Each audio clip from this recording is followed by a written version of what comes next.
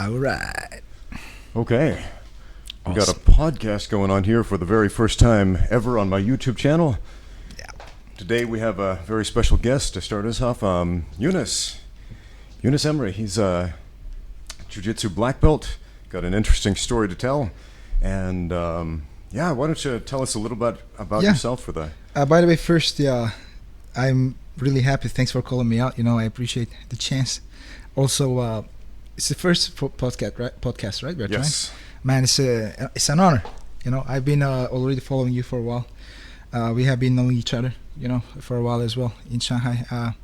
What I remember from you is I've seen you many years ago while we were doing Jiu-Jitsu.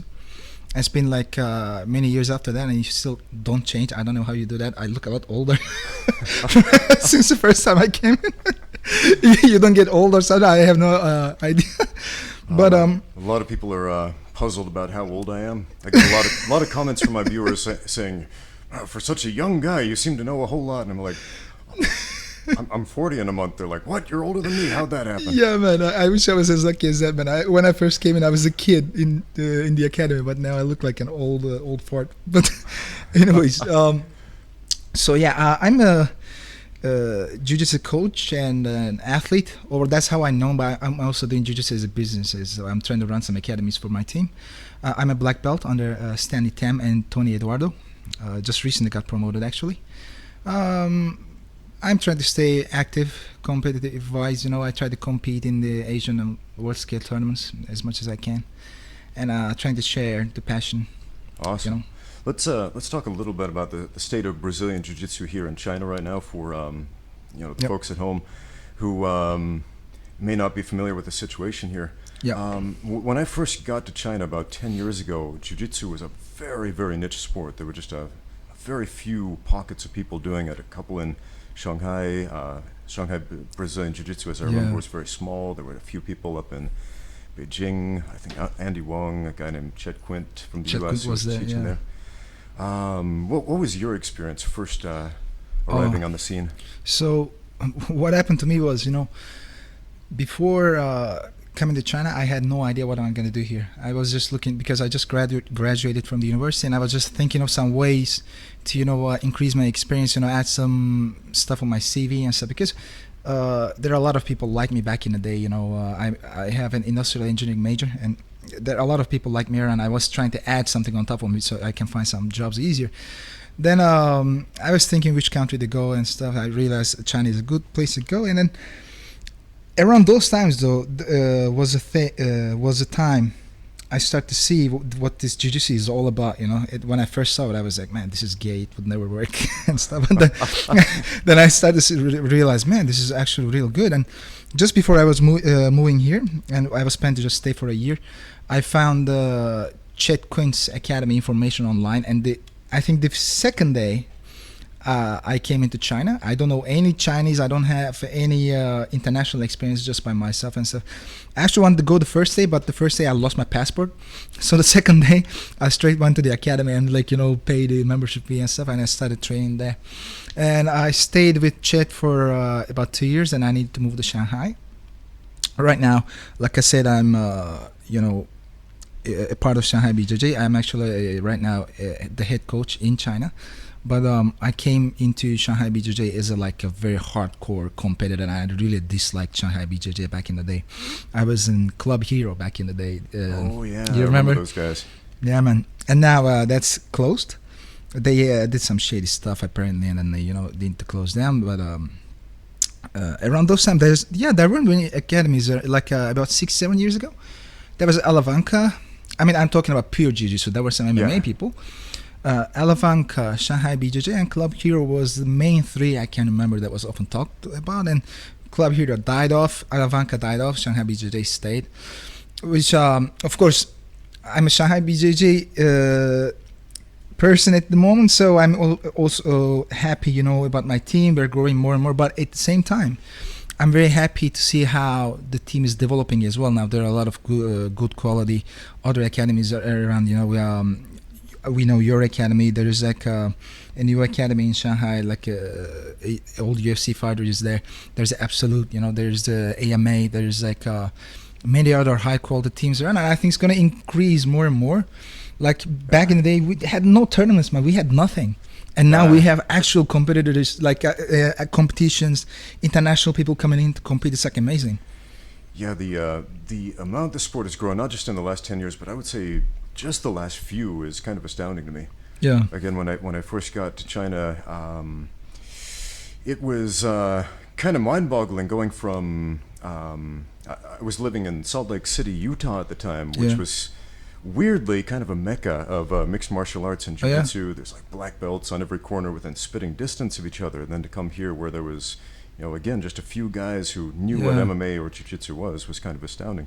But now the fact that we've got, multiple places to train and options and that it's growing constantly, that's huge. It's crazy. So, by the way, this is disgusting. Oh my gummy, man. I'm just going to stick it on my toe, like Curtis Sander. And I'm going to take it later. Man, wherever it fits. So, we had a discussion on that WeChat forum a while back about cauliflower ear. Now, we're wearing the headphones here, and you can't see. Neither of us really have cauliflower ear. I got a tiny little bug. I play around. I tried to do it. I tried to twist. Come on, man. It's going to happen, but no. And it's a question I get asked a lot by viewers on my YouTube channel. Like, why don't you have cauliflower ear? I thought you were a pro fighter. I thought you trained every day. Like, what's going on there? Are you lying to us? And the thing is, not everybody gets cauliflower ear. I mean, some people do. There was this guy, Joe Mar. He's one of my students. You can see him in some of my videos. The guy wrestled throughout high school, throughout college. Great wrestling pedigree. And he never had cauliflower ear at all until he started doing jiu-jitsu, and he put a gi on, and just something about the friction of the fabric on the ear caused his ears to swell up. I just got to ask, do you experience this at all? Like people call you out on your ears? Definitely they do. And I mean, or maybe I'm so insecure about it, I kind of make it a deal for myself because, like I said, I try to stay. I don't compete every week, right? But I try to compete in the big tournaments that I can join because I have to focus on coaching and stuff as well. But I go when I go out, especially at the black belt level, right? I mean, people have been training all these years, and I rarely see anybody, with like really no cauliflower ears, like knows everything's perfect, the face, and there's always some problems. But I don't know, for some reason, I don't have the most beautiful hands, but even my fingers, I don't use tapes that often. I can still kind of use them. I lost some mobility maybe a little, but I can kind of use them. I never had cauliflower ears. I don't get me wrong, I'm not even protecting it or something. I many times I got all kinds of friction strikes on my ears, but it just doesn't show. And when I go, even last year when I was in Abu Dhabi last year, I won my division, but like I look around, all the guys, they all look tough, like very tough looking guys and everything. I go there with my dyed hair and, no cauliflower ears. And my gi, they told me it was illegal as well, So it's like this big gi I needed to buy over there. I was looking like, man, what's this guy doing here? What was the issue with the gi? Like, I came in and it was very funny, man. I mean, I totally respect all rules and everything, but it was just this time it was a bit inconvenient because there's certain parts on your gi that you can put patches on, and where you can't. And normally, a year before when I went to Abu Dhabi and joined the tournament, there was a point just under the belt on your top of your gi that we could have patches. And my sponsored gi over that time has a very small patch over there. And how do you say that? Like it's not a sewn on patch. It's like already. Oh, embroidered. Yes. So that's how it was, and I cannot just remove it. And they said, okay, it's illegal, but I have the rule book that's online, like you can download it, and it says it's legal. They said, but now in the new rule book, it's illegal. Where's that rule book? It's not even online. It's not even uploaded. And they showed me over there that it really shows as illegal. I was like, man, come on. Like, how am I supposed to know that? What if I don't have any money to buy a new gi or something? I really go back, I try everything. Even my black gi, I tried to paint it off and stuff. Nah, it didn't work. Then I needed to buy a gi over there, but my size is, it was really weird. It was really big, the gi I could buy. And yeah, I needed to compete with a really big gi, which is like, I mean, I'm not talking about like a bit large. It was coming to my knuckles. Oh, it was yeah. really big, and it was so funny, man. I don't know how it happened, but I ended up winning. Yeah, man. One thing I noticed about jiu-jitsu tournaments is they are extremely strict about enforcing the rules. Yes. Probably more so than any other sport I've competed in. Yes. Like even mixed martial arts. Yeah. Yes. I think some parts are like that, but some parts are like, for example, when I look around, for example, I don't see that many testing being done, for example, for PEDs and stuff, you know. I don't see too many testing going on.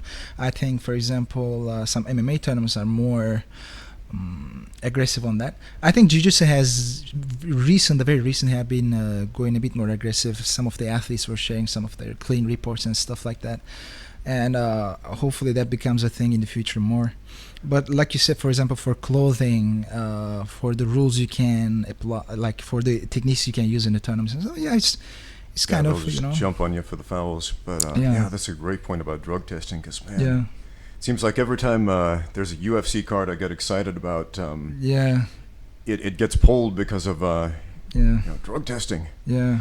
So don't hear about that too much in the jiu-jitsu world. Yeah, man. I mean, it's just a very controversial issue, right? Because at one side you had these guys, he's being paid off of this, you know, and it's already like kind of community, like I don't want to say community, but you know, amount of fighters. They're all, maybe some guys are doing it, maybe some aren't, you know, and you need to live off of that, you know. I mean, I can understand some people's choices, and it's apparently like, let's think, okay, what if there were two divisions of very I don't know, like there are two divisions of MMA organizations, they say something like this, and one is totally PED free, you know, you can do whatever enhancement you want, and one is like very strictly controlled, okay, like you cannot do anything.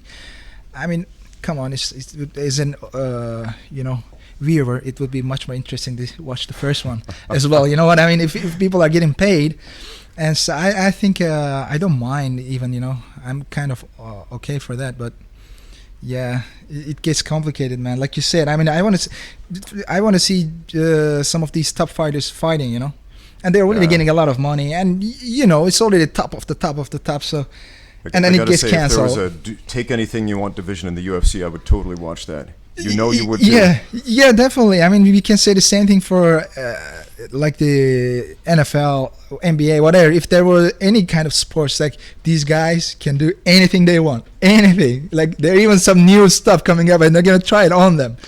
But of course, I hope they get equivalently pay for that too, you know. So I wouldn't like, because for the fighting, that's also the funny part too, right? I mean, there are a lot of very good fighters, and in the top fighting the organizations and stuff, and the guy gets $10,000 after a fight, and then you look at some NFL guy and you compare it together. Like, I mean, I don't think one deserves less respect, but yeah, absolutely. Yeah, still.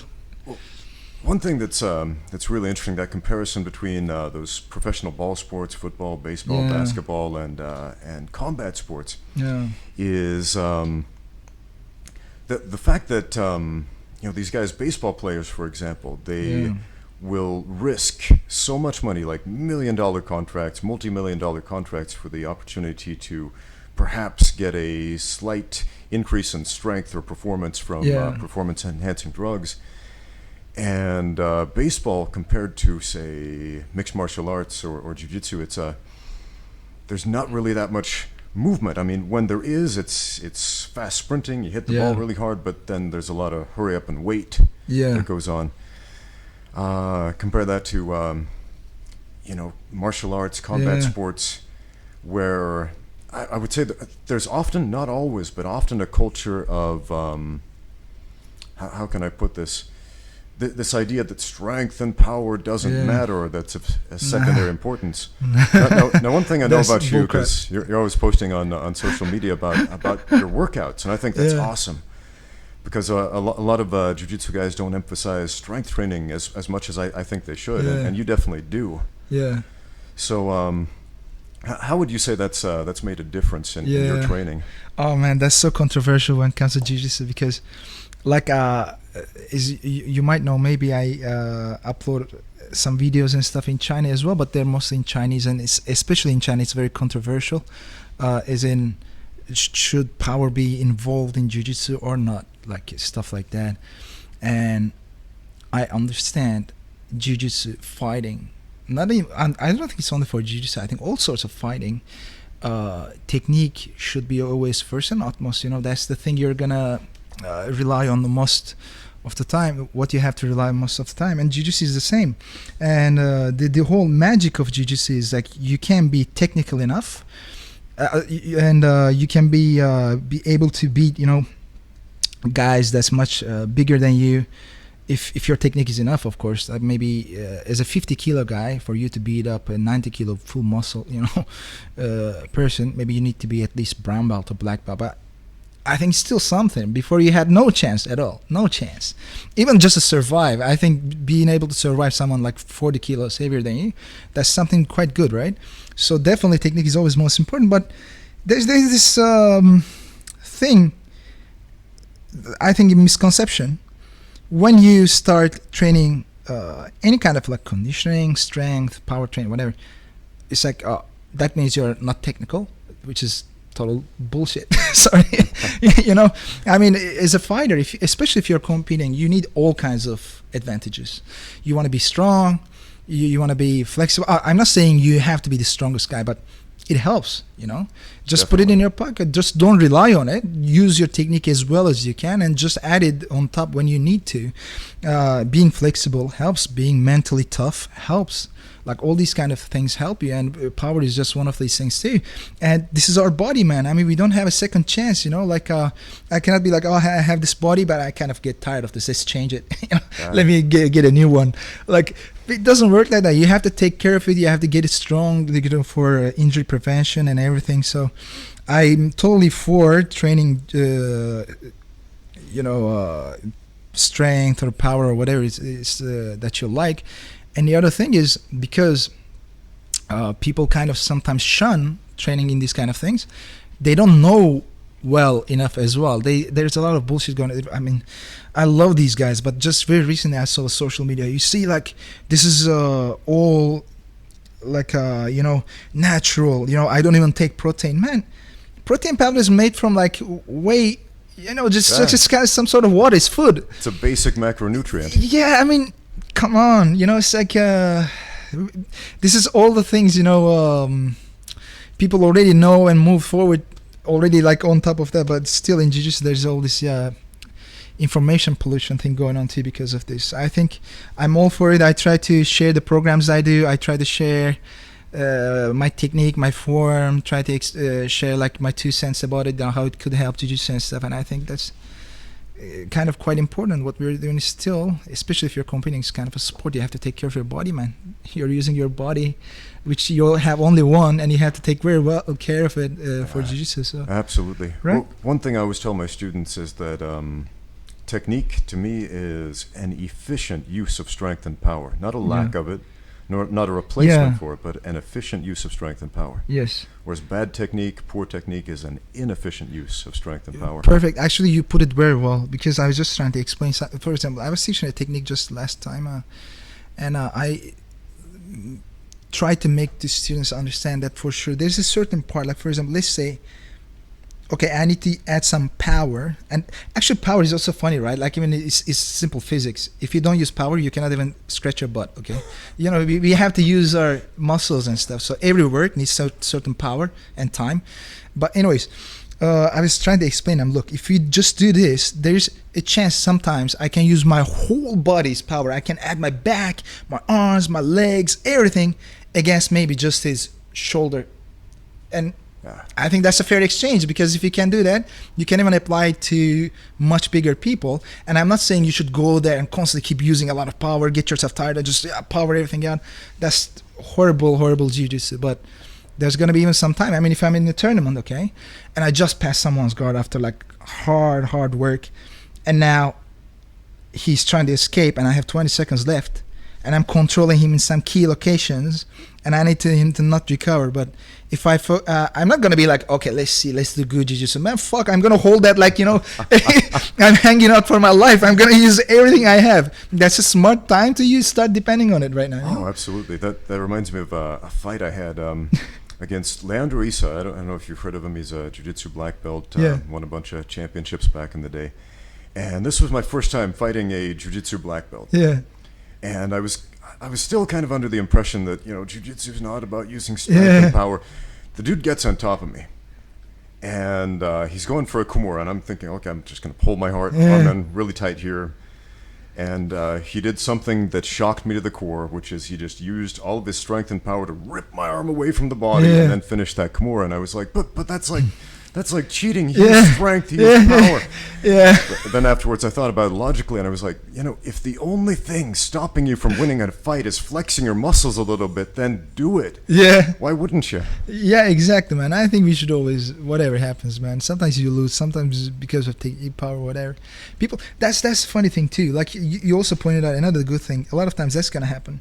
You roll with a guy, and maybe I right now I'm like 85 kilos or something, and I roll with this guy maybe 70, 65 kilos, and obviously I'm much bigger than you and stuff, but now we roll, and I try my best to, I also want to learn. I don't want to go bash it crazy with everybody, but then when I do some moves and maybe I submit him a couple times, like, oh man, you're too strong, dude, come on, that's like an insult in jiu-jitsu. Okay, that means like I have no technique, and and why do you even just bring it on? Like having you can be like, it might be that maybe your technique isn't well enough to deal with that power. Then let's say I'm full power, I don't have any technique, right? Then maybe it's your responsibility to get your technique better. Like, don't complain about this guy's too strong, it's just too flexible. Well, it's your responsibility to find a way to beat this guy, because that's what jiu-jitsu is all about, right? Absolutely. Absolutely. It is not a sin to flex your muscles in jiu-jitsu. Yeah. I'm just going to say that. So one of the reasons I want to invite you on this podcast is to talk about fake martial arts. Now, you may or may not have seen this guy on the internet. He's got his own YouTube channel. You should definitely check it out. I'll put a link in the description down below. But you've probably seen him for a different reason. Now, our friend Yunus here, he's a little bit infamous for, how can I put this, trolling the internet as a fake martial arts master. Yeah, man. I think there are a few ones that I think the handgun was quite famous. Yeah. And the hip twist was quite famous. There are a few more. So he made these videos where he basically pretends to be this fake martial arts master, and I'm assuming it was a joke at first, just all in fun. Oh, man. But a lot of people on the internet started taking it very seriously. Yeah. For example, one of the first times I heard of it, Jeremy Horn, MMA legend Jeremy Horn, he gets really, really pissed off about fake martial arts, and he saw your like Chi master the hip movement, gun disarm thing, and that's what it started, man. How it all started. He starts posting on Facebook and social media like, who does this guy think he is? He's gonna get people hurt, and like all of his students are like, yeah, this guy sucks, we should hunt him down. And oh man, it's like, hey, that's my friend Yunus. He's just clowning, guys. But it was such a great performance, I gotta say. Like, you didn't break character. Yeah, I mean, you said it all with a straight face. I thought I was impressed. Oh man, I think the one we're talking about should be the first one which started it all. And tell us about that one. Yeah, man. Okay, let me explain this first as well. My point was not at all to do this like for sure, like, I want to do some funny videos, let's see how many people we can troll. Not at all, man. Actually, my whole overall dream was kind of do all these videos just like I do in China, because I've been doing this in China for a while. I share a lot of videos, and stuff, and because of this I have very good relationships and friendships with people all over China. They sometimes write to me some stuff and tell me, hey man, Yunus, I started jiu-jitsu just because of you, I've seen your videos. There's something so fulfilling and kind of something that makes me very happy, right? So I was hoping that I can have similar things with the people all around the world, and I start to do these other technical videos and stuff, and I share them from time to time, but not many people see that, especially on YouTube, you know. And I understand like many people would not know about it and stuff. And that was the whole intention. I never ever thought about like trolling anybody, making funny videos or anything at all. But just about those times, like when we took that video, I had a super match coming up around that time. I think I was a brown belt, and I was going to compete against a black belt, which I respect a lot, you know, from Beijing, an awesome guy. And the organization is also very nice. They are doing this very cool video and everything, you know, they're shooting some cool stuff. And when we were shooting this, I needed to ask a few students of mine for a small favor. I told them, you know, can you please help me out? We're going to shoot something for the tournament, you know, like a trailer thing. So we're all waiting because it was just a day like this, you know. It was rainy a little bit, but like there was sun, kind of weird Shanghai weather like always. They were having a hard time, you know, finding a good light for this. So my students are there bored, and I'm bored, and I'm okay, but I'm worried my students are there for May and they're getting bored. So I was like, man, let's just try to make everybody laugh or something. So I just said, hey guys, let's take a funny video like while we're waiting for them. And you know, around those times again, there was this Thai or something guy. He moves around with this suit, right? There's this video. We were just, you know, fooling around. Let's say, let's make a video. I told them we didn't script anything. Or that's the funny thing. Maybe that's why it was very natural. I told them, guys, just line up here and remember, whatever I do on you is gonna work, okay? Okay. And then, you know, like how bad it's gonna work? You're just gonna drop on the ground, and that's about it. And then they line up, and a friend over there as well, he takes a video, and they just come in, they try to hug me, and I do this movements I see from that guy, you know, and they fall on the ground. I thought it would be even more obvious because we're all wearing jiu-jitsu attire, you know, we have all our belts and everything. Oh yeah. I thought it'd be very obvious. And then I think somebody shared that video somewhere in WeChat or something, and then a lot of people started sharing it in China, but then it ended up on the Mass Martial Arts page on Facebook. And this guy who's running the page is an amazing person. He keeps finding all these weird videos, like I don't know where they all come from. It's crazy. And he shared it over there. And the next thing I know, there are all these thousands or something, I don't know, you know, comments and everything. It was crazy. I was like, man, okay, I kind of enjoy the, you know, it got viral and everything, but at the same time, I was hoping, you know, it would be in another way, you know, not like this, not like, and people took it serious. And the funny thing is, okay, a lot of guys are angry, like, what is this shit, you know, it's horrible. But then, which something that surprised me even further, there are other guys who's coming in, no, actually the technique is okay, but he's doing it wrong. Oh, bro, I don't know what to say. So, oh, that's fantastic. You know, in Turkey we say some crazy guy throws a stone in the well, and like 40 smart guys couldn't take it out, or something like that. So it's exactly what happened. It's just a total funny, like not intended for anything at all video. It ended up over there, and now people are arguing about it, and there are different sides to this. Some guys are like totally, you know, like, oh, this guy's stupid. The other guys are, no, actually, you know, this guy's a martial artist. Oh my God. But then it inspired us to, man, it's crazy, let's do another one. And I was even thinking, how can we make this really ridiculous? Like, it should be so ridiculous that, I mean, because I'm hoping people actually understand what's going on. They don't get angry for nothing.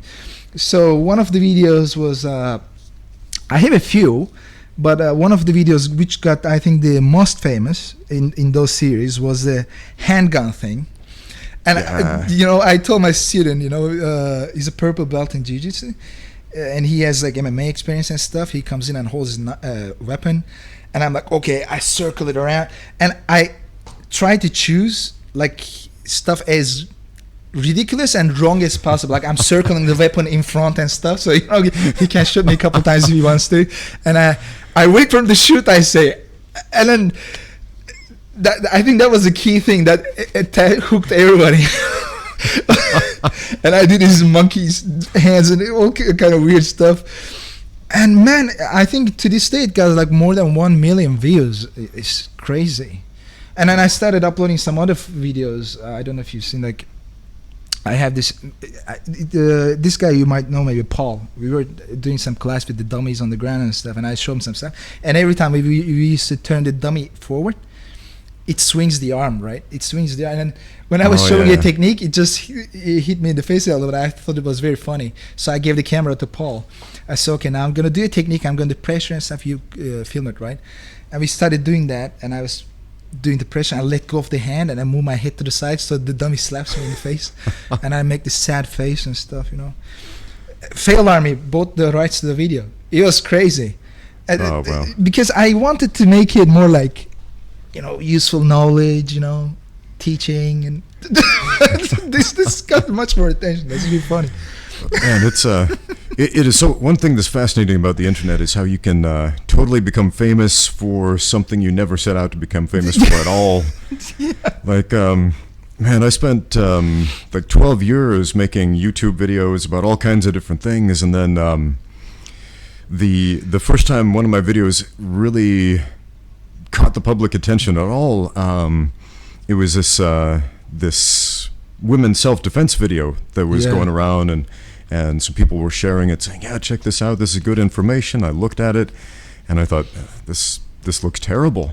And my students and I, we decided to just try it out against live resistance, and just to see what would happen if you tried this against, you know, a real live human who offers at least mild resistance. And obviously it all failed horribly.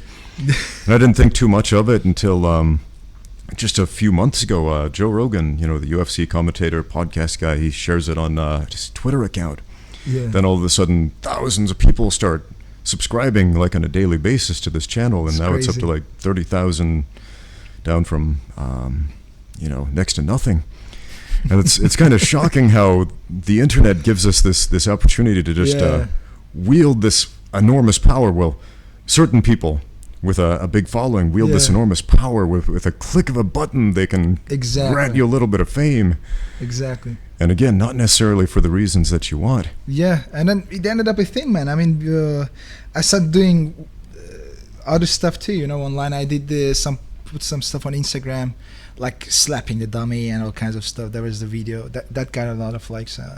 We have done some ridiculous techniques, like I said, every time the point was like how to make it as ridiculous as possible, but like not so crazy that it doesn't look like an instructional anymore, but like just enough. You know? So, and man, like hundreds of thousands, like some stuff. And Dumbass Martial Arts, they also contributed in it, because that was the main platform where everything was shared. And for a while, I didn't even want to tell the guy that I was that guy. I was just sending him some videos from time to time. Man, this guy did another one, you know, it's like this weirdo. It's like, okay. And I keep sharing, and some guy from China, I don't know why, he just came in and contacted the page, like, this guy, you know, he's actually sending his own videos. Then the guy contacted me, he sent me the screenshot of what this guy told him, you know, as man, that's the end, you know, it's done. Then we actually started talking more. It was like, man, we should definitely do more videos. This is like crazy. And I think the most interesting thing for me for all these videos is not the actual views even, it's the comment section. It's the stuff people say. Some people come in, guys, you know, I think I know, I found some info on this guy. He's like a jiu-jitsu black belt. The other guy on the below is like, I'm still not impressed. This is not good technique. Bro, I mean, come on. So now this guy's thinking, that's what jiu-jitsu is. If that happens, it's even more hilarious. It's even more hilarious, man. I mean, back in the day, there was this bullshit culture. That's how I even heard about jiu-jitsu, like, kind of. But they're not that active anymore. There was a time they were really needed. I think maybe it's not that needed anymore, man. But I wish some of that culture was still living that actively to this day. Like, you know, they used to just really go really hardcore on exposing people, exposing fake belts and stuff. And I think we still need a bit of that now. You know, I would think with YouTube growing this big and internet growing this big, you know, we would have much less bullshit around. But it seems there's still a lot more room for that, man. I mean, yeah. Speaking of fake belts, have you noticed any problems or issues with that here in China? Yeah, man, definitely. And actually, here's the funny thing, because we have been living in China for a long time now. We definitely have enough respect, so people, I hope, can understand what we mean when we say this. We're not condemning China for anything, but it's also a known fact, like when people think about, okay, products in China, okay, fake, So that's the there truth. are plenty of counterfeits here. Yeah, there are a lot of good quality stuff too. I mean, if the people who wants to produce anything in here and he wants to, spend a lot of money and wants high quality, they can do that too. But also there are a lot of counterfeit as well. And but one thing I'm surprised about here, it really is, and I'm happy about, is people are also very aggressive towards fake belts. The Chinese people are very aggressive. They feel very offended by these kind of fake belts and stuff. They really search for the guys. They do background checks and everything. And there's a close-knit community. It's like a still small community, so people can contact each other very easily. And then they really go aggressive. But at the same time, a lot of people are trying this shit too. And the funny part is they are learning how to fake jiu-jitsu, their way into jiu-jitsu as well. Like at first, it was just fake black belts coming out of nowhere. And people start to realize that's not really smart, because people just come on top of you. Just very recently, there was this girl trying to be famous, I guess. She does some kicking videos and stuff, and trying to get some attention on Weibo. And just someone wrote like, "Oh, she is a black belt, 2 stripes," and people destroyed her. Like, what the hell? Even I went and just laughed. I said, come on, you're not jiu-jitsu black, and you're not even doing jiu-jitsu in your videos and stuff. But people are learning to deal with this now. They're doing they're writing only blue belt. When they start teaching, they just write purple belt and stuff. But still, people are still quite aggressive. They ask them, where'd you get your belt from and stuff. So. And that's kind of a big deal here in China, because again, there are still just a handful of black belts in the People's Republic of China. It's not like the U.S. or Brazil, where they're everywhere. So if you have a blue belt, I mean, a lot of academies have blue belts or purple belts or even white belts coaching. Yeah. So faking a blue belt or a purple belt, something like that, it would go under the radar, might go under the radar. Might, yeah. But and there's a funny thing about the tournaments and stuff too, because for example, let's say there's a tough guy, kind of strong enough, and man, in jiu-jitsu, if you know some grappling, if you're tough enough and stuff, I can see how you can get yourself in the white belt division, especially like an unpopulated one, and get some medals, because that happens sometimes. The jiu-jitsu is just developing here, and the guy gets in and he just maybe joins a 2-man division and gets a silver medal, and then he just start promoting that, as in like, oh, I have a medal in jiu-jitsu, I'm a champion, or like, I don't know about that. I mean, I've been competing all these years, and I have a lot of medals at home and stuff, but I didn't even care about them for a long time. I used to just keep in the plastic bag until a student might took pity, and then made a kind of shout for them kind of stuff. And then even then, I'm really worried, like people want to talk, oh, champion, and you won this and that. I feel very embarrassed. I look around, I look at the guys above me, and they're kind of legends. I try to be humbled by this. Try to not get anything to my head. I always look up and look, how are you gonna be like these guys? But then and I see the other side, and these white belts with silver medals from 2 3-man divisions, and boosting it out. I think it's it's great to chase after medals and pursue a belt or a degree and all that, but at the same time, I think it's super important to not tie your identity to these things. Yeah, definitely. And to be honest, the ones who are really they define themselves with the medals and championships they got too far, they take it too serious. I kind of don't see the best character traits in these kind of guys as well. They often end up to be the least loyal, least dependable persons, because it's so important for them. They can do anything for that next medal or next belt or whatever. I don't like that kind of personality, to be honest. Yeah. Indeed. Hold on, looking through my talking points here. Oh, please. You just recently judged some fights for the Dragon FC, is that right? Yeah. Okay, let's talk about that show. Yeah, sure.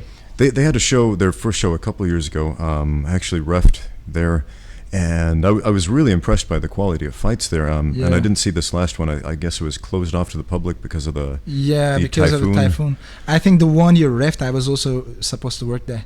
I was supposed to judge there as well, and I come in and they're like, oh, you know, they give me some bullshit reasons, and then I needed to actually instead do corner man kind of work. Like, I mean, it wasn't even clear. I wasn't even clear what I needed to do, because at some part, check the body, and then the next time to do Vaseline, I was like, fuck. But I was thinking, okay, whatever, let's just watch some fights more, and it was fun enough.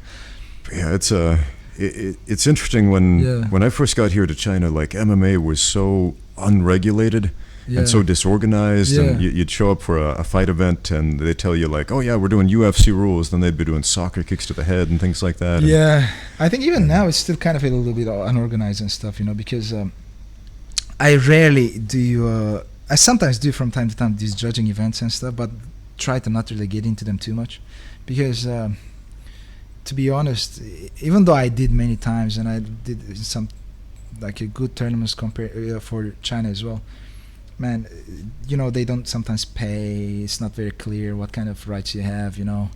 The responsibilities you have is not clear. You might be ending up there as a judge, and suddenly they say, oh, let's just get in the ring and do inside referee. Or you do, okay, you're going to be here for MMA judging, and suddenly, okay, kickboxing referee, you do that as well. Like, it's still not very professional. Sometimes some weird things can happen, and even, I don't want to say that, but you know, the privilege thing, you know, they keep talking about, right? But it's really the truth, bro. Like, for example, if you sometimes they just go for the foreigners that does jiu-jitsu, like a blue belt or something, or like white belt, whatever. And I'm not talking about like a guy who actually is experienced in MMA, but just a random guy. Oh, foreigner, color belt in jiu-jitsu. Okay, you come judge. But what's the, you know, what's his experience? What did he do? How do you know he really understands MMA? Nah. I don't want to give any names, but one of the big events I needed to judge for was I came in, and there's a famous referee over there as well, and we kind of having this small interview to see if I can do it. And it's like, you know, you've been in this, like, what do you say? Like, you probably know what you're doing. That was it. I was like, am I? Okay, if you think so. I mean, I'd like to believe that, of course, but I mean, that's the whole credibility they need, you see? Like, not even tell me anything. Look, man, dude, these are the rules for this places you tournament. can go when you have a foreign face in China. It's fascinating. Sometimes, yeah. Well, a lot of times, let's be honest, because if there are any people watching this and feel like, oh, I'm going to go there as a foreigner, I'm going to, like, kick ass. There are a lot of downsides to that too, okay? Just so you know, I don't want to ruin anybody's dreams. Yeah, but there's some good parts and some bad parts. So. Yeah, my experience showing up to fight as a foreigner in China, they'll often pair you up with like the local Sanda champion or the national Sanda champion. And I fought like, I think 4 different national Sanda champions, and just for context, like a legitimate Sanda champion, that's like a 16-day tournament. It's like 400 guys competing for this title, and they're like the best of the best throughout China. It's kind of a big deal. Yeah. And then a guy with like, I think I had like 5 pro fights, MMA fights, and then like 16 kickboxing matches under my belt. And I'm fighting guys who've been competing since they were like 5 or 6. And one of those things is not like the other. So, yeah. Be honest about your credentials, my friends. Yeah, man. I mean, I think it happens even in jiu-jitsu, man. I mean, China has a lot of tough guys around, man. There are a lot of fighters in Sanda, in wrestling, in judo and stuff, in other arts. There are a lot of real tough guys, and they suddenly get exposed to the MMA now. Even for jiu-jitsu, like the guy is crazy wrestling and judo guy. He just throws you off by like holding you from here and you're in the air, you know, that good.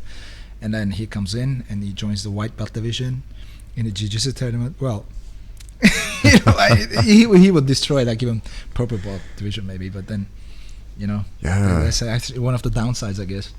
That's one thing I noticed a lot when I first got here to China was like judo black belts competing in white belt divisions in jiu-jitsu, and I guess now there's a rule against that, but it still happens because it's difficult to confirm. So oftentimes you think you're going into like an entry-level situation and you're being thrown to the wolves sometimes. It's right, crazy, right? So, going back to the Dragon FC, I think this was one of those situations for me, because I'd reffed a bunch of fights before that on a much smaller scale. Yeah. And some friends of mine asked me to ref for the Dragon FC, and it was a pretty big event, and Fyodor Emelianenko was sitting up there in the front row and just staring at me, and I'm like, it's Fyodor, he's looking at me, don't mess up, don't make any bad calls, And I remember the very first fight, guy's choking the other guy, dude taps out, and I jump in to stop them, and the guy lets go, and I'm like, okay, fight's over, it's all good, and then he jumps back on the guy and starts choking, and I'm like, what? But one thing I've learned since reffing is that is not an isolated incident. Yeah. And you see those refs in the UFC where they literally throw themselves between the two fighters in a very dramatic fashion. There's a good reason for that. Yes. It's because, these fighters, they're hyped up on adrenaline. I should know this because I've done it myself. You're just not in a state of mind to think logically. Yeah. Definitely. So, man, they just keep fighting if you let them. Yeah, definitely. So, Yunus, I got to ask, since you're from Turkey, and my subscribers love to talk about esoteric martial arts and fighting styles and combat sports, Turkish oil wrestling, man. Yeah, man. Let's discuss that for a moment. Turkish oil wrestling, man. That's a funny issue for me too. Because why? The reason is, okay. Let me explain a concept first, right? Sometimes, let's say we're a close friend, and like we are the only friends we have each other, and then we might have some certain things we do with each other and stuff that might make perfect sense to us. But unless one of us just move out, and then look from what we're doing from outside, right? It's hard to get this objective opinion of certain things, right? So, being in Turkey, wrestling is always very respected sport. Like very respected sport. It's hard to get into wrestling circle and so on. And anybody, like if you have a friend that does wrestling, we respect them to death for sure. And that's like one of the manly macho things you can do, like a real man thing, right? Well, like wrestling is not weird enough if you don't know any wrestling before. We also have the Turkish oil wrestling, which is an actual sport. It's not people often think I'm joking when I talk about this. Turkish oil wrestling, some like gay porn stuff. No, it's the actual sport. It's the first time real. I saw it, I couldn't believe what I was watching, to be honest. And then, the thing about that is, again, in Turkey, an oil wrestler, I think, is even much more respected than normal wrestlers. We think that's one of the manly macho things you can do, right? But then, since I moved to China and look at it from outside, and it's kind of weird. And actually, there are a lot of people, this is a fact we try to ignore, I guess. There are a lot of gay people that come from, for example, European countries, and they're just going to sit there and watch for their entertainment, and not for wrestling, actually. But the thing is also, Turkey is still not a country that's very warm with the idea of people, that can be gay or like LGBT community, let's say that. And so they cannot actually say why they are there for, they have to act a little straight, I guess. And they sometimes jump in as like use the white face thing, right? They want to jump in. I want to try my wrestling, but actually the intention is like, Oh wow! So the sport is open to foreigners if they'd like to do it. Sometimes, some tourists. It's like everywhere else, I guess. If you're a tourist, they're gonna let you do some stuff from time to time. But it's like this. So actually, here's another funny thing is, all wrestling, if you just can look at it as a sport, it's very hard, man. It's very tough. Because, you do the olive oil on your body, and not just a little, you actually cover yourself with an oil. And you're wearing these leather pants, which is also weird, but they're thick as hell, It's not like leather pants, isn't something like jeans. It's like thick, it's like an armor. So, and it doesn't have any handles, right? Well, okay. You have the oil, you're slippery as fuck, and then you have these leather pants you cannot even grab, but sometimes, because other than clinching and grabbing, which is also very hard, well, you need some extra leverage. So what were people gonna do? They're gonna throw their fists inside the guy's pants to get the extra leverage. So there's the oil in the leather pants, and you're And guys sticking their arms down the trouser legs of other dudes.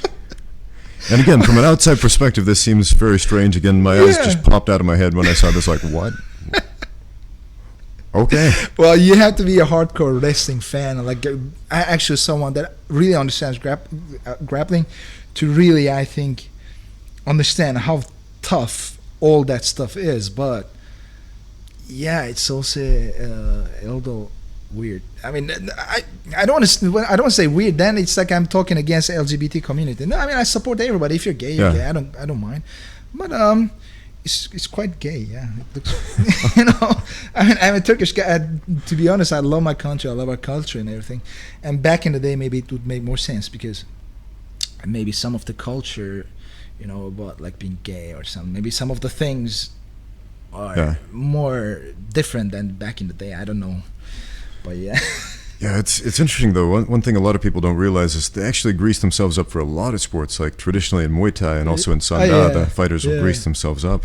In fact, when I started fighting in China in MMA, the Sanda fighters would grease themselves up because they didn't enforce the unified rules, like no foreign substances on the body. Yeah. And I didn't realize how difficult it is to get a hold of a guy when he's greased up. I remember I had this fight. I ended up on the guard. I throw up a triangle, I catch the guy, he slips right out. I'm like, how did he do that? Try an arm bar, slips right out. Catch him in a triangle in, slips right out. I was like, he's greased up. Yeah, it's not easy, man. And imagine like when you have the actual olive oil and you have nothing on you, you know. It's like, yeah, man. I mean, in their defense, right, I also do jiu-jitsu. I mean, a lot of times when people come in, oh, you do jiu-jitsu, right? It's like martial arts. Yeah, like they want to see it. And then they come in and I take people in my close guard and stuff. They also sometimes say, you know, if it's no-gi, it's like, I don't know. But yeah, I guess it's a step beyond that. But nah, man, I mean, if please give the guys the benefit of doubt, you know. I know it looks weird, but it's tough. It's a very tough and everything looks weird from an outside perspective. And like the whole idea of like masculinity from one culture to the other is so subjective. It is, yeah. Like when I first got here to China, I was kind of shocked to see men walking like arm in arm and doing things that you just don't see so much in the United States, like guys lying on each other's laps and the fashion sense as well, especially here in Shanghai. There's this very, how can I put this? You ever see those runway model shows, like the way models dress on the runway? It's not how normal people dress, except go downtown in Shanghai, you'll see actual live people walking down Nanjing Road dressed like that. Yeah. And one day I saw this guy, he's wearing like this frilly purple semi-transparent blouse. I'm not even going to call it a shirt. It was a blouse, full-on blouse. And it just looked extremely effeminate. Now, if I was in the U.S., I would think that man is a proud homosexual. Yeah. But here in China, you just don't know.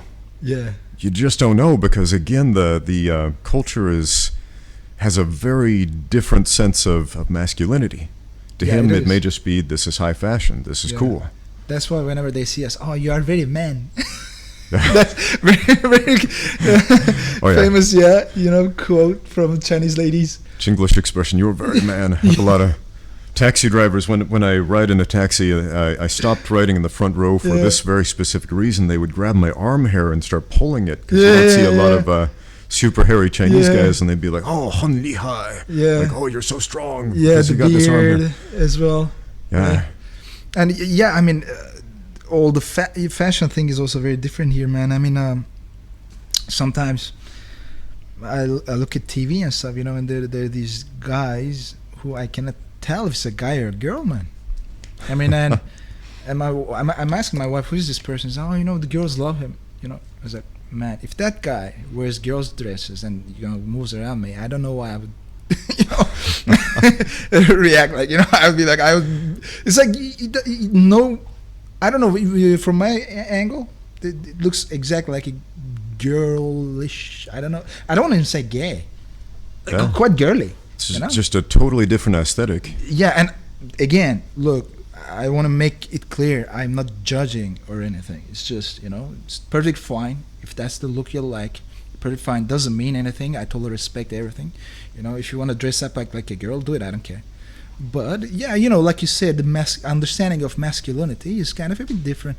And even for me, man, I mean, I kind of, after living here more than 10 years, I kind of came to enjoy some of the things, like wearing a bit more shiny. Like, for example, I have the Ed Hardy shirt on me right now. It's quite shiny. If I don't know if I would come to like this kind of stuff if I was in Turkey. But in here, they would think this is a bit too colorful, too happy, you know. But here, well, I mean, nobody just turns an eye. They actually think it's quite good. I get a lot of praise from Chinese people. Like, oh man, that's quite fashionable. Okay, thanks. Yeah. So, yeah, it's interesting. I definitely dress a bit more different here than I would dress up in Turkey. Yeah, You know? it's Or if I was in the US, I think I would wear something else. I think, yeah, it's really interesting. Yeah. man, there are fashion. It's a totally different world here. Yeah. One thing about fashion, I come from a small farming town in the U.S. A lot of cowboys there. A lot of people wear cowboy hats and riding boots and that sort of thing on a Yeah. normal basis.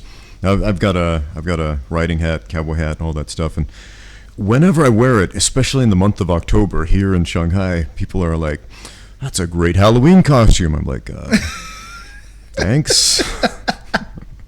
Gonna stop wearing this hat now. Yeah, man. I mean, it's interesting. Yeah, sometimes it's really ridiculous, man. I mean, I look at the stuff people like here, stuff they like wearing, and the beauty standards are different too, right?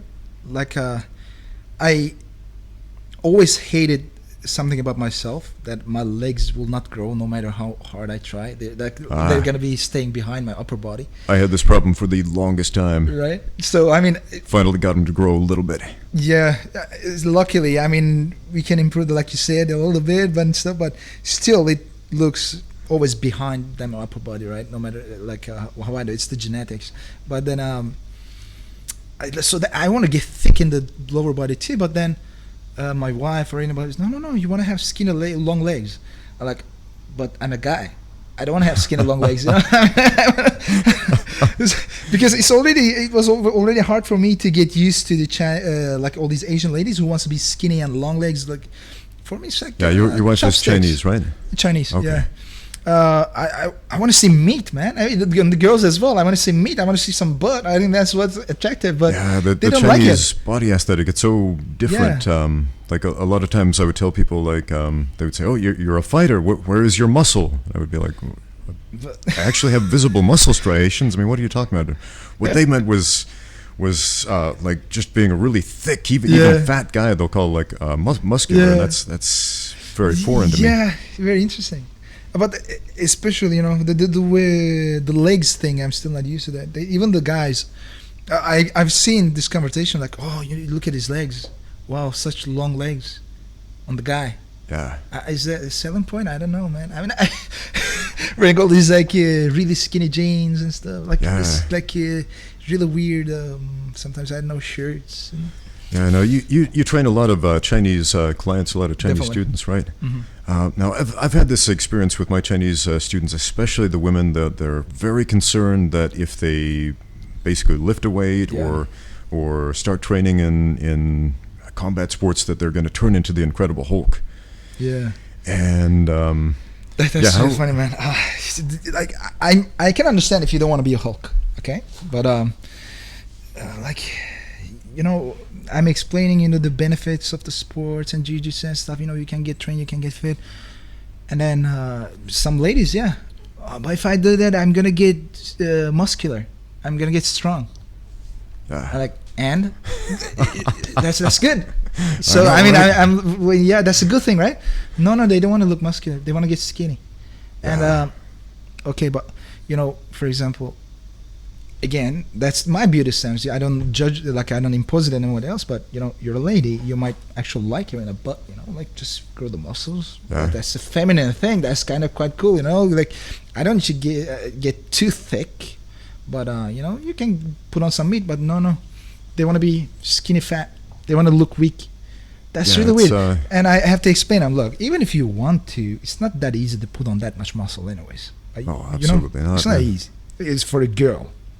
especially a lot of times their age. It depends a bit on their age as well. We have, as well, many clients here are not always like 16, 15, but actually, like 35, 40 years. A lot of people are like that. Especially at your age as a female, it's not easy to put on muscle like this. But yeah, they're very scared about that. Oh, what if my legs get muscular? Man, my wife, she is much shorter than me, and she's also, compared to my people in Turkey, she's very skinny, very small. But for Chinese people, she's still like kind of a bit, okay, she's gonna kill me. More, let's find a political term, like a more feminine body, maybe, bottom is kind of, okay, I might die today for saying this. All right, I'll take the bullet here. The thing is, in China, I notice a lot of very, very beautiful women, women with, they will often call fat. Yes. They'll say, oh, she's so fat, or I'm so fat, and they're not fat at all. Not at all. Especially by American standards. You say fat in America, we're talking like about obese. 400-pound obese really person. Obese. Like what happened with my wife, sorry if I'm interrupting, but I was going to say, when my wife started training, because she was asking me for new ideas for training and stuff, and I made her do some strength training. Let's do something different. She must have great genetics, man. The moment she starts training, her butt and his thighs just gets like boom. And I was like, ka-ching, that's good. Wow. Look at that butt, man. This is getting good. I like that. And then because I was happy, she was happy for a period, and then starts coming, oh, you're quite thick. Oh, your legs are big. And the Chinese way of speaking is often not direct. Yeah. It's often round. What they mean is you're fat. And then she starts getting depressed. I was very happy. I was thinking, wow, she started lifting her own body weight in squats in just a short amount of time. That's crazy. It means you have good technique. It means you have good genetics and everything. You're like fit for this. This is your thing. You should do this. You're getting a crazy amount of response. Yeah. But she lost all the motivation because of their friends. Like, oh, you're getting fat. You're getting big. That's good. You're getting big butt. That looks nice.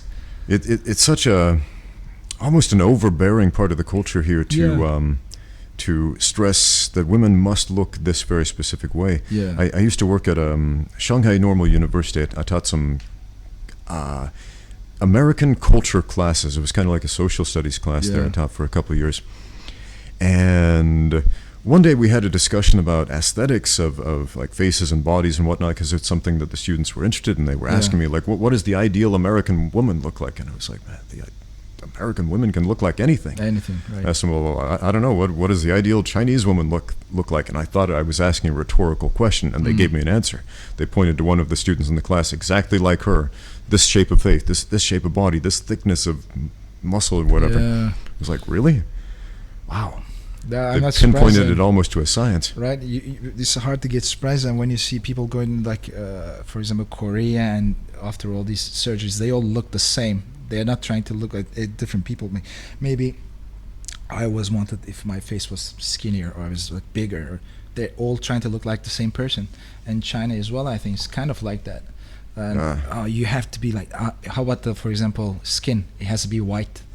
Like that was something with my wife as well. I'm too black. Look, in Turkey, if you're really white, the white skin also has its own attractiveness in a way. It also looks nice on some certain ladies, but for example, in Turkey, if you're too white all year round, we think you're weird.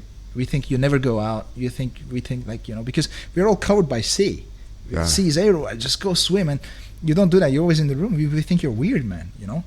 And then if you're kind of have a dark skin, like tan skin, we kind of like that. We find it hot. We find it, energetic, lively and stuff. For example, red cheeks. We love that. We think you're like very healthy, fit for making babies. Okay, but in here they hate both. They first, if you're like, if you're not white enough, then the umbrellas, and the stuff. They walk out with the umbrellas of the sun. That's weird to me. And like. Red cheeks, they hate it. They're like, I look like a villager. No, you look like a healthy person. Yeah, I'd just so like to point out for the benefit of my American viewers in particular, in the U.S., like the whole concept of skin color is totally different than most other places in the world. Like in America, white people often want to look tan. Yeah. Because I don't know, it's just part of the aesthetic there. But in China, everybody wants to be whiter than they are. Yep. If you go to the store and buy like makeup or skin creams, they all have like bleach and skin whitening agents in them to make you, I don't know, whiter. Yeah. That's really weird, right? Especially thinking about the like more how to say common things people are discussing, like arguing about the world of being white and stuff, and these guys really want to be turning white. Like if people don't know, in here, okay, especially the females are gonna take umbrellas under the sun, just to like make sure they can preserve that whiteness that they have. It's also if you never seen this before, if you think we're fucking with you, it's we're no trolling at the moment, okay? They wear these swimsuits that cover the whole body with a mask. The face kini. Face kini, right? Yeah. And only your eyes and your mouth is kind of open. The holes for the nose is open.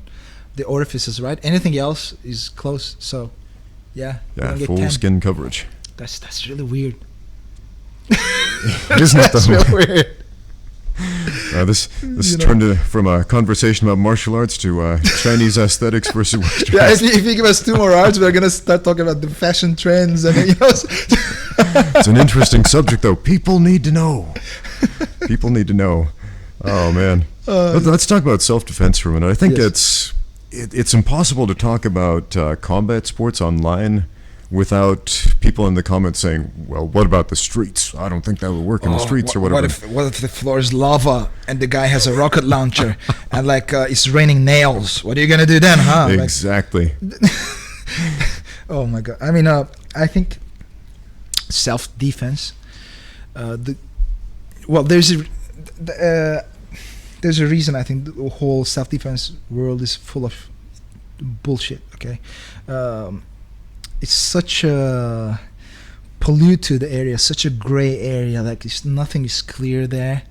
And I think it all starts from the concept of understood like thing when you say self-defense. Like for example, what's a self-defense? Classic scenario in people's minds, right? Okay, Ramsey is walking on the street, it's a dark alley, he's minding his own business, he's a nice guy, and then suddenly 3 guys with sticks appear out of nowhere. And why was Ramsey walking in the dark alley? We don't know. They come in and they tell something, they ask you for your money, and you kick their ass, and, they break their bones, and you leave out of there, and somehow. So that's a very common scenario. That's a kind of there's also the other ones. This is actually still kind of cool. If they want to scare people more, it's gonna be it's a dark alley. You with your always wife, the dark alley. Always a dark alley. Why are you in a dark alley? I don't know. And you have your wife and your kids, and some guy comes and I'm gonna rape you, and then then you fight them off and kill them, or I don't know, break their bones and shit like that. Well, you know what? In the modern world, it doesn't work like that. Let's say you have the power to do all of that stuff, right? I've seen multiple times in China where the people are actually right in a fight, right? Or they were actually defending themselves. It might not be even defending themselves. It might be that, like, for example, you come in, try to steal my wallet, and I caught you, and I beat your ass. It's very possible you're going to end up in jail, Yeah. Like, especially in China. China doesn't like fighting. Guys, let me give you this as a warning. In the future, you might think you're tough. You might think you're like, I don't know, the man or something. Don't come here and like look, this guy's staring at me, I'm gonna kick his ass. You're gonna end up in jail. And you don't want to end up in a Chinese jail, okay? If they deport you, you're lucky. Like it doesn't work like that over here. But I think even for the other countries as well, like they might, this guy did this to me, I'm gonna punch him, and he falls to the ground. He stays on the what do you say? The concrete. Concrete, yes, thanks. And then the guy dies. You don't want to fight. Self-defense is just one thing and one thing only for me. There's a danger. Doesn't matter what I am. Something happens and I need to get out of there safely and go back to my family. That's it. It's not beating the other guy. it's not doing weird moves or anything like that. You have to be going back to your family safely. And a lot of times it even starts before the techniques, right? I mean, if you're a normal guy, you have normal friends, you don't walk in dark alleys, bro. You work. I'm a jiu-jitsu black belt. I am a karate black belt. I've been doing like fighting sports for all this time. I'm trying to stay strong. I'm not saying I'm a tough guy, but I'm trying to be as tough as possible within this body. And I walk in the light areas. I walk under the lights, you know. I don't go in the dark alleys. If I see 3 weird people coming towards me, I change the path I'm taking, you know. I don't go to weird bars. I'm scared. I'm scared somebody can do something to me. And if something goes bad, unless I really have to defend myself, I guess, I would try to get away. I think one of the big places where the self-defense industry goes wrong is they start too late. And what I mean by that is that they're addressing worst case scenarios. Yes. Like there was this Facebook group. Yeah. It's a self-defense group in Anchorage, Alaska. Unfortunately, they're not public anymore because they had some amazing videos, like a collection of 300. Split-second survival. Shout out to you guys. You should totally make your videos public again. They were awesome. Probably not for the reasons that you thought, but they would address worst-case scenario situations. For example, 3 guys have guns pointed at you, point blank. What do? How do you John Wick your way out of that situation? Yeah. And the honest answer is you don't. You're probably getting shot in that situation. Yes. But most self-defense videos we see on the internet, a lot of the self-defense classes that are offered address like the situation after it already gets bad. Yes. And a lot of students come to me and they're like, what if some guy has a rear naked choke on you and it's sunk in? I'm like, well, then you got about 3 seconds before you're unconscious. And they're like, but how do you get out of there? I'm like, you should have addressed that issue beforehand. Yeah. People don't like that answer. They want a magic ninja move. But addressing the problem before it gets bad is so much more valuable than a magic ninja move that's going to get you out of a worst case scenario. Definitely, I agree. And I do, because of my instructors, Stanley and Tony Eduardo, they are very big into self-defense, and they train a lot of professionals and stuff like that, so I learn from them as well. I kind of try to focus more on normal commercial self-defense, as in like your ladies, what they can do against dangers and stuff. Like very recently I did a workshop on house break-ins, and I think it's very possible people were expecting to come in and start training certain things like, okay, you grab the burglar over here and do this. No, I spent like 20 minutes, as in like, first of all, how to recognize your house, how to make it less impenetrable, right? Like how to make yourself as less of a target, because I have had the pleasure or displeasure of speaking to people who actually robs houses, and they're not stupid. They know which house to go in. They know what's inside that house. Do you have dogs? Do you have alarms? How to make yourself less of a target to begin with. And if you're a target, like people comes in, do you have a safe room? Does that safe room have an exit? Certain placement house, we spend like maybe 25% of the course on this, and maybe on top of that maybe 50% of it was like how to create safety distance and to get the hell away from that situation as soon as possible. And that's, I think, also an important part of it too, because a lot of people, like, I mean, again, we were just talking about this today too, right? I mean, Ramsey is a guy who fought MMA, who fought Jiu-Jitsu, like an experienced fighter, and if your job is to protect me, or if you're special forces or something like that, I understand it's your responsibility to find a way out of these situations, and you might really end up in these situations. That's very normal. Well, you better be a tough guy and just like train, like make sure you're strong enough. But bro, a 50-kilo girl, you know, the more realistic self-defense situation for her is not 3 guys holding guns in her head. Yeah. It's like, it's not like she goes in a pub and then some guy comes to him and like, hey, woman, you know, I don't like how you look. Yeah, let's trade punches, bro or sis. It doesn't work out like that, right? It's like some guy being weird, coming too close to you, you know. There's some social parts to this too. Like they're gonna hope, for example, some weird guy comes in, holds the lady's wrist and try to pull her out of the bar or something. Well, I understand that's a dangerous situation, because if a guy does that to a girl and the girl doesn't fight back, at least just fight back, do certain things to stabilize the position or try to get out of that or something, it's very possible, sadly, the guys might think like, oh, they're just boyfriend and girlfriend having trouble. Just the boyfriend just pulling a drunk girlfriend out of the pub, not pub, sorry, like club, whatever. Yeah. Well, these are more common things that can happen, and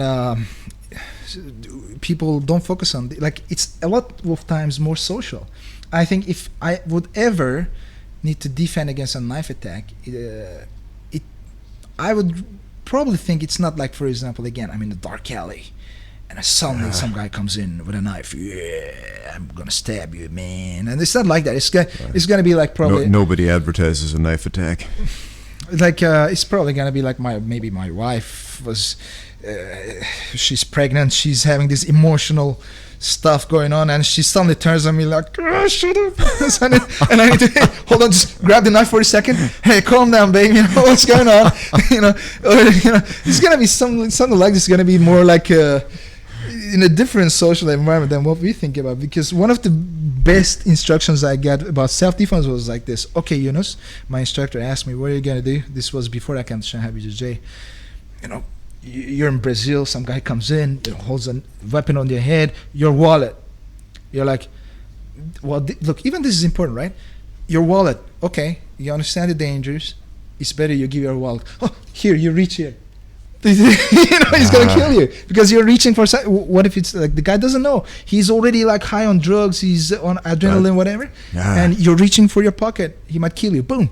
That happened to a friend of mine. I used to live in Buenos Aires. A friend of mine got mugged, and the guy pointed the gun and said, give me your money. His money was in his backpack he was wearing. It. He was nervous, of course, because he'd never been mugged before. Yeah. And he started fidgeting.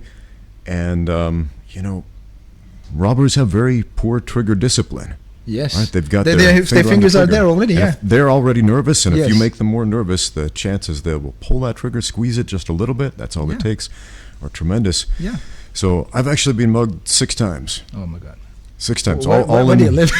All in Buenos Aires. Here's the thing. I was a Mormon missionary. Okay. Back in 1997, back in Argentina, and there's a lot of crime there. Yes. A lot of slums. They call them villas de miseria, the villages of misery, on the outskirts of Buenos Aires. So I was out there doing missionary work for my church.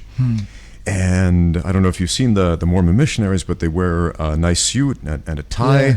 And if you're dressed up nice in a third world slum, people get this idea, hey, that guy has money. Let's go rob him. Well, it might also mean that you look such like an outsider, which makes you less of a, oh, absolutely, person in their eyes. So self-defense tip, probably don't wear a nice suit and tie in a third world slum. Don't make yourself a target. Exactly. Well done, But all 6 times, here's exactly what I did.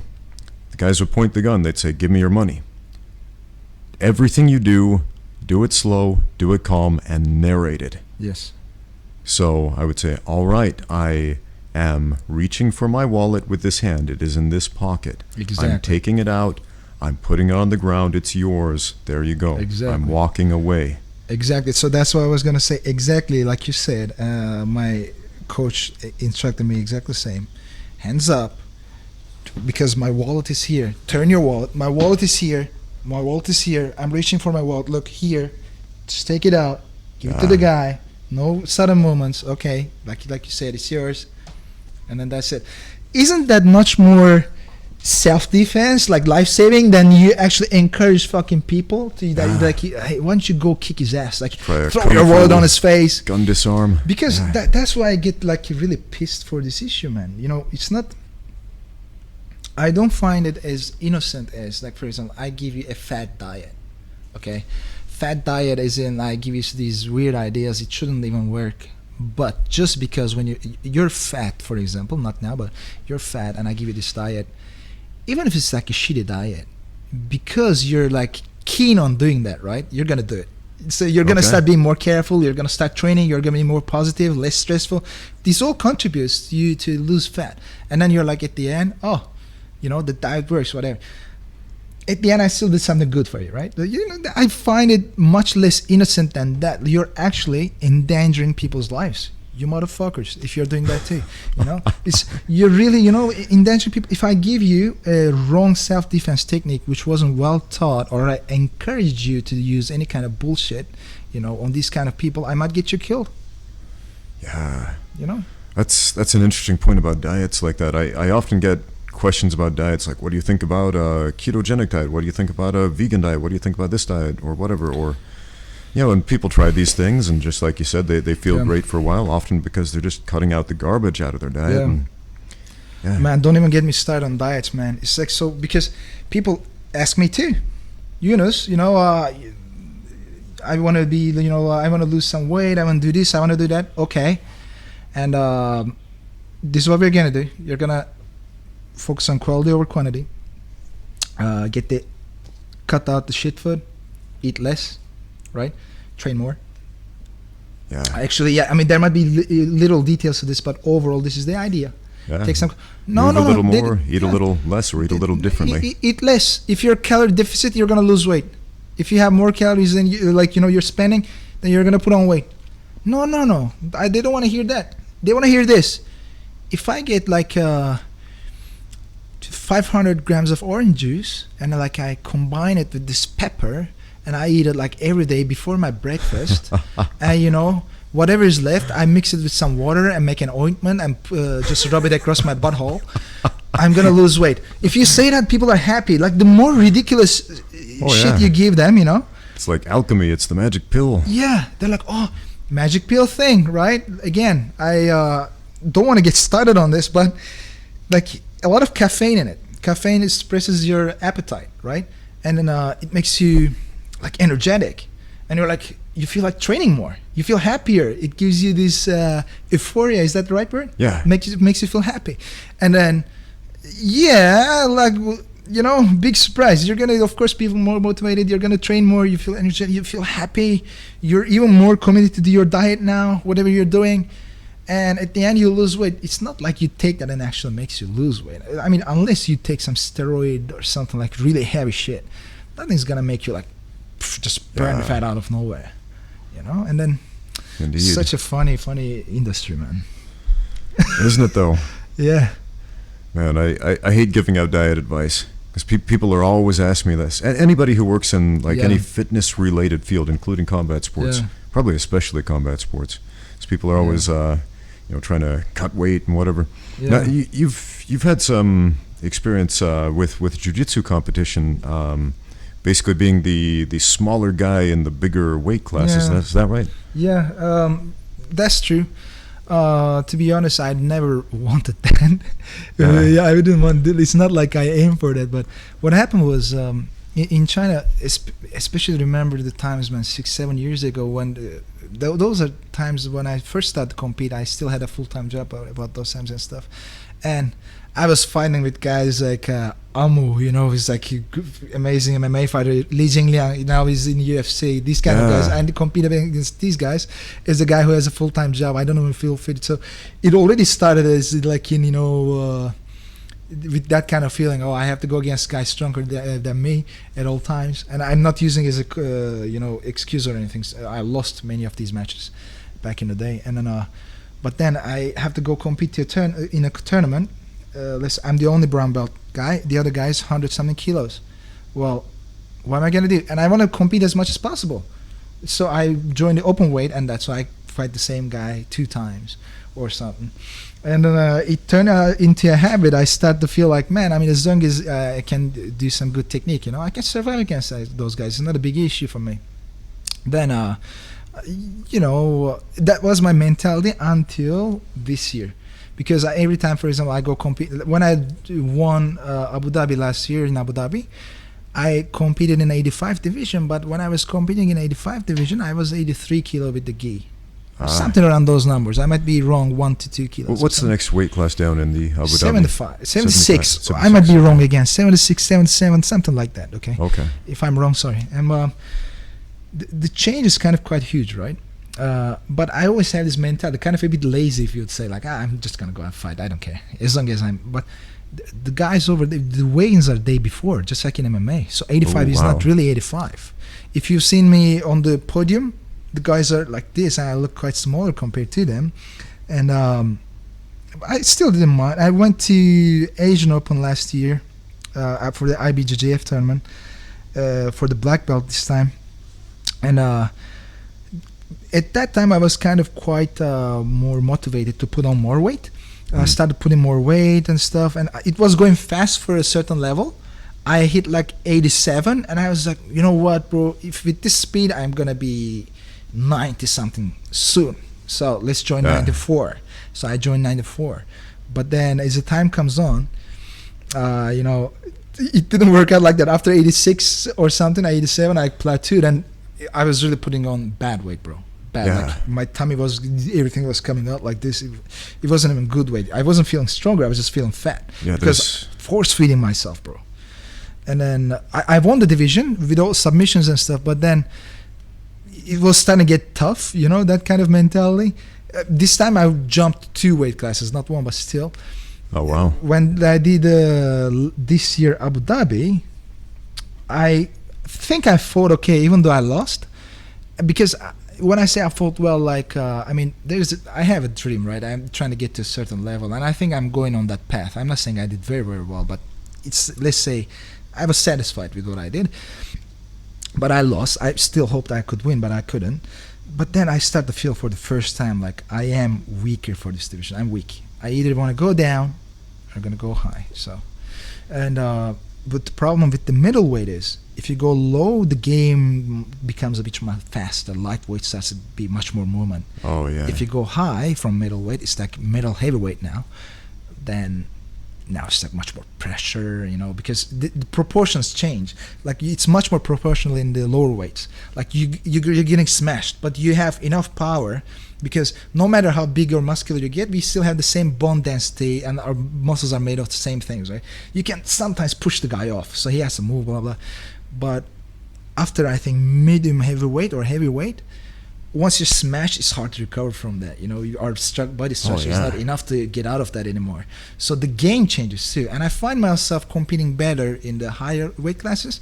So even this time, like I'm trying to add on more weight at the moment. Yeah. That is interesting. That is really interesting how you mentioned that the game, the strategy changes depending on the weight classes. Yeah. Now I fought in 4 different weight classes in mixed martial arts and kickboxing, and yeah, some were definitely better for you than others. Yeah. Like as a featherweight, I just felt sick and dehydrated all the time. Yeah. Lightweight, I felt pretty good. Welterweight, I felt pretty good. Middleweight, I felt completely overpowered and helpless most of the time. Yeah, it definitely changed the game, man. And the overall techniques even you want to use, they all change too. It needs a different kind of conditioning. It needs a different kind of energy. And sometimes, to be honest, for us fighters, it's not only about it's not only mathematics, bro. Like it's not only like this technique would work the best for you. Let's say there's a certain guard pass. Let's call the guard pass A, okay? If your body and your weight and your conditioning, if you did that, we would get the maximum performance out of that on paper. Let's say like that. But it might still not be the best for you because you have a different mentality. In order to use that mentality, maybe you need to be relentless. But maybe you're a lazy guy, which means you need to use different. Maybe you need to use your weight more because you're lazy. Then you have that mentality. You want to lay on the guy and just keep leaning on a certain way and just keep doing this. Or maybe your mentality is not very fit. I'm not saying stupid, but not fit for thinking like 1, 2, 3, 4, 5, 6, 7, 8 techniques. Maybe you're much more like I would like focusing on one certain thing and I want to just keep doing it over and over again until I get it. Maybe you're more fit for like pressure passing mentality. You want to get that and just keep smashing the guy and keep moving around that small circle of things and just spend time to get it and stuff. I think one thing a lot of people don't realize before they really get into jiu-jitsu is how many different styles, I'm putting that in air quotes for anybody listening to an audio-only version, how many different styles of jiu-jitsu there are. I mean, there's a lot of different ways to play the game. Yeah. And that's also a very controversial issue too, man. Because, for example, in Shanghai BJJ, we're quite a wide spectrum team, as in we don't enforce anybody to play a specific game. we have certain rules, like we want people to have martial artist values. We want people to have some sort of self-defense before getting promoted to each level, and so on. But we're not like, look, we are De La Riva. Everybody has to play De La Riva, right? We don't have this culture over here. However, and I'm not saying to talk shit or anything, and I'm not saying like one's better than the other, but it's the truth. Like a lot of people who comes into Shanghai to train with us also comes from all parts of the world, so we have feedback on this. Like if you go to certain academies around the world, let's don't give names for now, but the very famous ones that have videos online and stuff, when you go to these places, sometimes you see a kind of leaning against like a certain kind of game. Like this academy plays De La Riva, reverse De La Riva, spider guard, blah, blah, all that a lot. The other gym, everybody does berimbolo. The other one, everybody does X guard. You know, the other one does like I don't know, some other certain things. So you go to this academy, everybody's playing the same game. In another academy, everybody's playing the same game. I've seen this. Yeah, you know. So, but here's the funny thing: they are very successful. So they are very successful on business. They are very successful on competitions and everything. So definitely, they are not doing anything wrong. It's just different ways of doing things. You know, we also have a mentality against that. We kind of take pride in in having all kinds of people around, like, you know, playing different games. Maybe it makes you less specialized. Maybe, I don't know, but you know, it's like a really interesting thing. Like, should you have a style or not? Should you should be with certain style which you think is the best, or styleless? They're still very controversial. Yeah. Yeah, definitely. So, a question I get a lot from my viewers. Yep. And I've addressed it a few times, but I'd love to get your input on it, which is please, for people starting out in martial arts or people interested in training in jiu-jitsu, what advice would you give to them? Yeah, train more. Simple answers. That's like every time, you know, I get a question from students. That's a lot of times that's the answer. Train more. You're not at that level yet. You know, just keep training. Just keep training. Take it serious. But if for MMA, jiu-jitsu, for anybody who's getting into martial arts, right?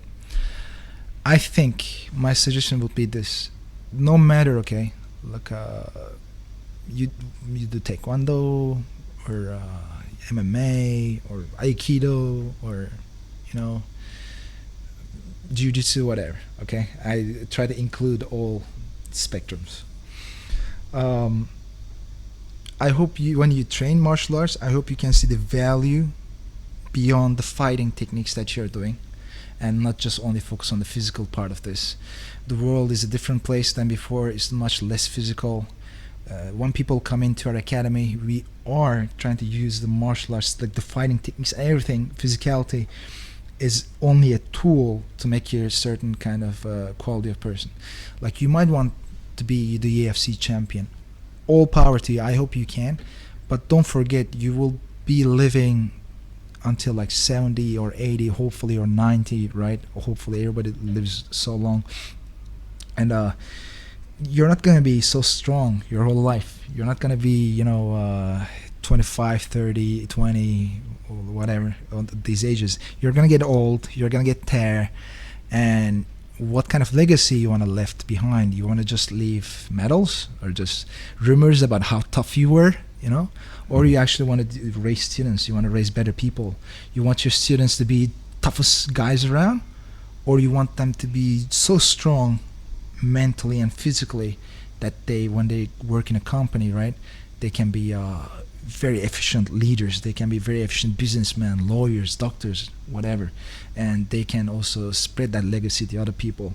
I think that would be my suggestion. That is awesome. And something man. not people talk about often, sadly. That is awesome. One thing I tell my students from time to time is, man, if all I teach you is how to punch and kick and do arm bars or guard passes or whatever, then I've failed as a coach. Yeah. There is so much more to it than that. Yeah, definitely. You can do that. You can focus on that a lot. You can be toughest competitor. You can do anything you want for a while, but there will be a level you will not be able to do that anymore. Yeah. You know. So a lot of people also ask me, have you ever used your martial arts in real life? Mm-hmm, and I know what they're thinking. They're asking about street fights and whatnot. But I'll often tell them, well, of course I have. Yeah. And I use my martial arts. You know what I've gained from this experience. You know, being a martial artist every single day. I mean, it's exactly. I don't know if you ever heard that, but actually, there's gonna be a new podcast. Also, I was lucky enough to do with the Green Team. That's gonna be published tomorrow. I talk a little bit about my life story, as in like how I got into jiu-jitsu and everything. But just a note from that area. One of the reasons I left my old profession, which I spent long years, and I was trying to really working hard to build that career and move into jiu-jitsu, was how useful the concepts I learned from jiu-jitsu were to me, and how easily it was applicable, is that the right word, to real life. Because I worked as business development manager for many times, you know, in many companies. It's often startups, like we're trying to prove ourselves, very stressful, you know. But I always use the lessons from martial arts. I mean, the self-confidence aspect of it, the fighting spirit. The fighting is, you know, like the way I push myself, the way I attack and defend when I try to do sales and everything, you know. Yeah. And here's the thing. I mean, of course, you can learn this by just maybe reading books and stuff but I wasn't learning much from my boss, and even I was reading sales books and stuff, but I was learning from jiu-jitsu, you know. For just a little small example, I have a very important meeting for us. The funny thing is, even though it's a startup company, all my customers were like very high-end places, and like very high-end hotels and stuff like that, for example, for a certain period. This was the last job before the jiu-jitsu. And I had to have a meeting with them, and this guy has so much experience, money, and intelligence over me, okay? I cannot bullshit this guy, but it's very important for me to give an effective presentation to this guy. And here's the thing, man. Okay, this is about sales and money and everything, right? But you know what? What's much more, how to say, central feeling for us, for human beings, is survival, right? You want to survive. And I'm in my academy. I'm training with guys like 20, 30 kilos heavier than me. They're on top of me, you know, they're trying to kill me, you know, they're simulating murder on me. They're putting their bellies on my face, smashing me on the ground, and they're challenging my survival instincts. And I'm not scared of that. I'm not gonna scared of this motherfucker here. You know, I'm gonna be, of course, you know, do my best. I'm gonna be able to focus on the work I do, and that's a very good way of me using my martial arts, you know, on this kind of thing. And I noticed, you see, like I'm learning much more about my work, my actual work in jiu-jitsu. So have to create these connections, though. Maybe that's a challenge. People have to see it, just like we said, beyond the kicking and punching, but exactly. How, you know, you can apply this to your normal life. Exactly. We have a mutual client that we do private training with. A guy named Paul. He's an older gentleman, and interesting fellow. And I remember, you know, he trains regular with me. Trains regular with Yunus, and one day I asked him, so Paul, are you planning on being a pro cage fighter? Just, you know, kind of tongue in cheek. And he gave me a very serious answer. He said, no, the reason I do this every week is because I plan on being able to walk in the hills in England when I'm 80. Yeah. Because he's from England, and he just wants to be able to make fitness a lifelong thing. Yes. And martial arts is something that he's very interested in. Definitely, yeah. And so he's an amazing guy, man. I hope he's watching. If not, we are gonna make him. Yes, Paul, we're going to send you the link. And not only this part, you have to watch it all, okay? But here's the thing. He's definitely a character that really influences me in many ways. He's, how old is he now? 120? Maybe 130, I'm not sure. But he's your if you don't know him, he's your usual white collar guy, right? He's like, Yeah, he's a clinical psychologist, I think. yeah. Might have the field off there, but he's a psychologist. You would never think he would be. I mean, if you know him from his real life, maybe you end up talking to him and stuff. You would never think. I think he does any kind of fighting or stuff. But then this guy will come into the academy, and I'm gonna make him do some moves. I'm gonna keep pushing him, like, of course, within certain limits. He just doesn't stop amazing me all the time. Because why? You see the most athletic person around now. You see very young now. You see doing any work that's kind of maybe police officer or something now. He's just, he just has his attitude. He's just trying his best. And of course I give him shit often. But in my heart, you see, this is the kind of influence I often get from people. It's not like I also see other people, like for example, world champions multiple times. Well, you look at this guy. Not to again talk shit about them. I have many heroes like this, but he's a young guy, well-looking guy, apparently athletically gifted, mentally gifted, all kinds of gifted, and he has all this experience in martial arts and everything, and he's killing it. But he's such a guy. If he wasn't killing it, that would be kind of a surprise for me.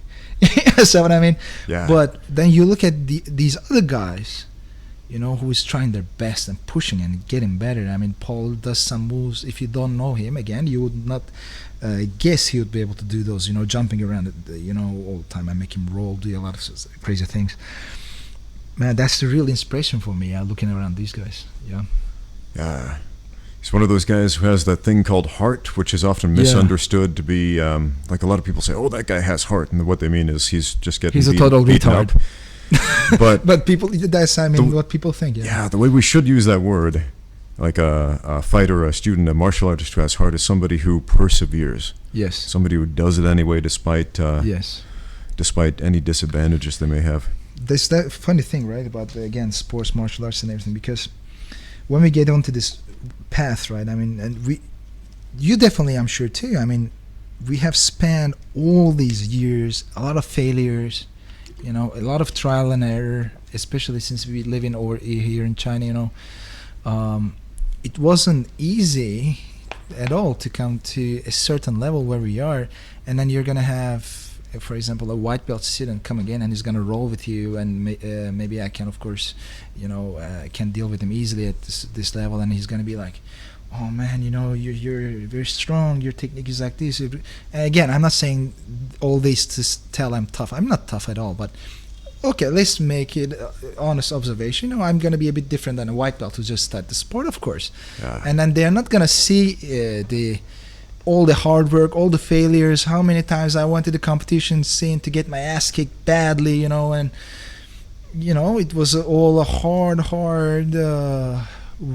work and a lot of failures, and it needed to take a lot of discipline and perseverance. Oh man, I see this. Level. I see this so much. One thing a lot of people don't know is a lot of martial artists used to be just skinny little wimpy nerds. Yeah, right here. Exactly. Yeah. Yeah, and people with every physical disadvantage. Like I was a 90-pound weakling when I was younger, and that's a big part of the reason I got into martial arts, because I got bullied and whatnot, and I imagine you probably went through. I also, when I was in primary school and stuff, I was like, I have this big head, I'm so skinny, and luckily though, the strongest guy in the whole school was my best friend. So I didn't get too much problem, and again, because probably I wasn't able to prove anything in any way, I was kind of smartass, I was looking for trouble, and you want to deal with me, then you're gonna deal with my friend, my brother, so nobody would touch me. But I would sometimes get into fights, and I always had the care that even if I get beaten bad, I used to always fight. I always fought back. But so those parts were a bit like that. But as we grow up in the middle school, high school and stuff, I'm still skinny, and I'm not strong. I don't have a strong body and all. And one day, one of the girls sitting behind me, and I'm always, this guy gets friend zoned, always. I'm always in the friend zone. That's my area. That's where I built my house and everything, I cannot get out of that. So, one day I was, sitting there, and the girl behind me, which was a good friend as well, she said, "Man, you're a good-looking, cute guy, but if only you had some larger shoulders and stuff." And I'm a guy who takes things serious, bro. And just 1 week, I think, later, we had the big test for the university. What did I do? Wow. Don't even worry about the test or something. I leave the school, go straight to the fitness academy. I sign up, I pay money. I tell my parents, please give me some allowance, I need to do fitness. They're like, okay. And then I get inspired for karate over there and stuff as well. So I was always a weak guy, man. Even when I started doing karate and stuff for a while in the university, I was still never had an impressive body. I've been doing fitness for a long time, but it was never my focus. So it was always martial arts, like karate and everything. But even then, man, I was the leader of the science fiction club in the university. Oh wow! My first tattoo ever, this is a fuck you to all back days. I did this in China. This is from Planes. All the guys. Okay, I kept telling you this is from a book. It's not from a book. It's from a computer game. Okay? Go ahead and describe that for our audio-only listeners. Planescape Torment. This is a very famous RPG game. Okay. It's like one of the classic games. Even when I was getting these, I was thinking of putting the Punisher and Fallout kind of, things. Oh, is that Fallout tattoo? Sweet. I hope it would remind me of it, kind of. It's not really, but because the actual sign is a bit more different, right? In the Fallout, it's to kind of play around with that. Okay. But anyways, I still play games. I play Nintendo Switch, Xbox, PlayStation, computer games. I still play them. It's still my passion in a way. My brother is actually a professional game player. He gets money out of this. Yeah, he does. So, I'm totally coming in from that nerdy world, bro. And it's skinny, get bullied a couple times, many times, get his ass beaten many times, and yeah, that's how we grew up. I was in a much worse situation where all these guys called me "Oh, you're a strong guy." That was really, really, really, really horrible. It's probably super weird to hear that. I know it is for me. The other day, I overheard some of my students talking "Oh man, the coach, he's so strong, especially for an old guy." And I was like, "An old guy." Okay, thanks. Again, these guys are half my age, but it's so weird to hear anybody say "Yeah, he's so strong, he's so tough." I'm like, no, I'm not. No. Because in my mind, I'm the skinny little wimpy nerd who got picked on in high school. Exactly how I feel, and I remember all these old memories. I'm not saying this because it's not like the bodybuilders have the bigorexia and stuff. I'm never big enough. I don't think we have the exact same thing, but it's just I remember where I came from. It wasn't like that. I was not always for me right now with 85 kilos, which is not big or impressive at all, but for me it's the muscular as fuck, man. Because I was so skinny. Skinny back in the day. I was so weak. I was strong for a skinny guy, they used to tell me. Can't tell if that's a compliment or not. I had abs, if that counts, but it's being a really fat chick and having big tits. It's that's not the same thing. When you're that skinny, your abs don't count. Okay. Yeah, man, it wasn't easy. Oh wow. It's interesting though you bring up video games. I notice a lot of fighters, a lot of martial artists are into video games, and a lot of my subscribers have asked me a lot of questions about video games. Oh man, I love video games. One of which they've been asking me to make a video about video game fighting techniques that could be used in real life, and I'm scratching my head that's very interesting, and I would be so game for that. I want to volunteer if in the future you do that, because I love computer games a lot. I play a lot of games, and here's the funny thing though, that's I cannot grow out of it. I don't know why, man. Okay, I'm really into now realistic self-defense and stuff. We talked about this realistic fighting. But man, there's still something cool about this stuff, man. You watch this movie and it is ridiculous move, but it looks cool. So it feels good. In the gaming, it's even more so, because in the gaming world, you have all kinds of weird bodies and all. You have 3D engines that you can make people do all kinds of stuff, And then the first experience that got me thinking about this, I was watching a guy play Tekken 4, I think it was, and there's a Eddie. Was it the capoeira guy, Eddie? No, I don't remember which character it was. It's one of the female characters, and she Okay. does like this rolling armbar, which weirdly only takes away a sliver of Blonde health. character? Blonde Maybe. Okay. But it's like this rolling armbar, and I looked at it a I few can't times, and I remember was like, exactly. that's kind of a cool move. It looks like maybe Yeah. it could work. Yeah. And then I got on the mats and tried it out, and just took out all the triple somersault or Yeah. whatever it is, and actually pulled it off.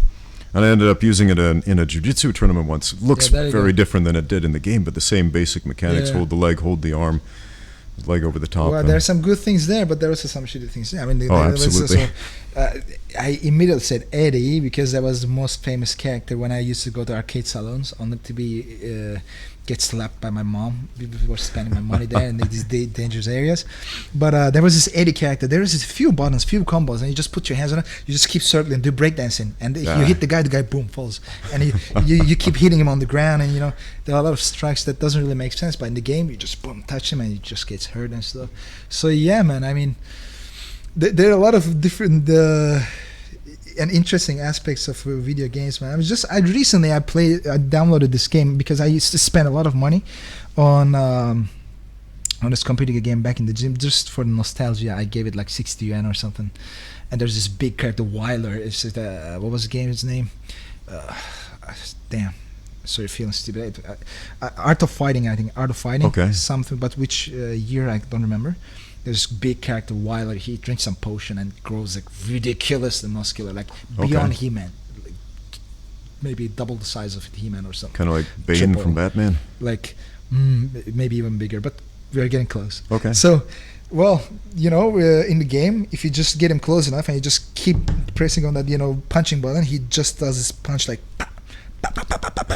And then after he hits, the guy is gonna fly off, and while he's in the air you can keep hitting him, and the more you hit him, the more in the air he stays. And I was like, you just keep doing juggle that, the guy in and then midair. yeah, you can just win the game. But you see, physics, no physics. If you just keep punching a guy in the air, he stays in the air. Just as a trick. Indeed.